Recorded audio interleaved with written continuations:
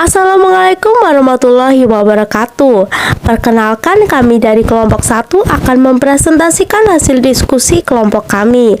Sebelumnya saya akan memperkenalkan anggota dari kelompok kami. Yang pertama, Diah Lutfiani dengan NIM 2110090.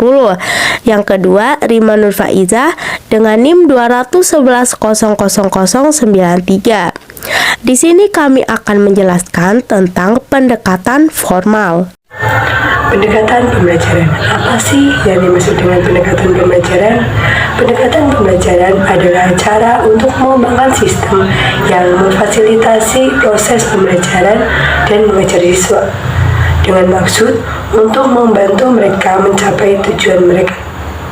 Pendekatan dapat diartikan sebagai titik awal atau sebagai perspektif kita pada saat proses pembelajaran. Selanjutnya adalah pendekatan formal. SEMI 1993 menyatakan bahwa pendekatan formal merupakan pendekatan klasik dan tradisional dalam pembelajaran bahasa. Pendekatan ini menganggap pembelajaran bahasa sebagai suatu kegiatan rutin yang konvensional dengan mengikuti cara-cara yang telah terbiasa dilakukan berdasarkan pengalaman.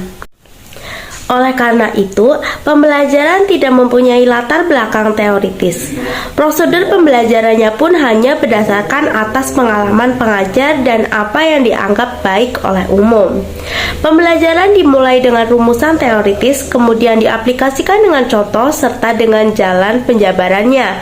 Pendekatan ini sering disebut pendekatan informatif karena kecenderungan menyampaikan informasi tentang bahasa tanpa mempedulikan pengetahuan praktis atau kemampuan bahasa.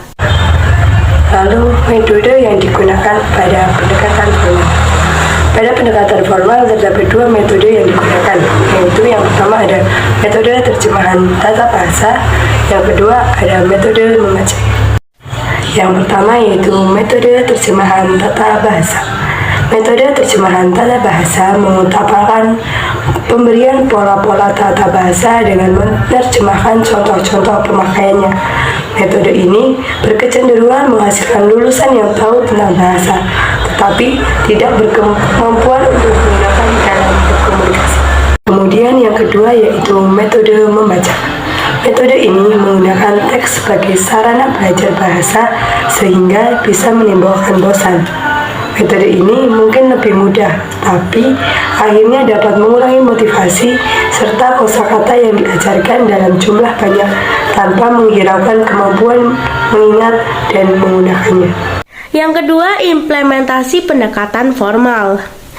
Yang pertama, guru menerjemahkan kosakata yang baru, kemudian menugaskan siswa untuk menghafal vokabulari itu dan meminta untuk memperdengarkan kembali pada hari berikutnya. Yang kedua, guru meminta sebagian siswa untuk membaca teks dan mengoreksinya. Kemudian guru membaca teks tersebut kalimat per kalimat. Kemudian meminta salah seorang siswa yang pandai untuk menerjemahkan kalimat itu atau guru itu sendiri yang menerjemahkannya. Yang ketiga, guru mengeluarkan kaidah-kaidah nahwu dari teks tersebut, kemudian menjelaskannya dengan penjelasan yang terperinci.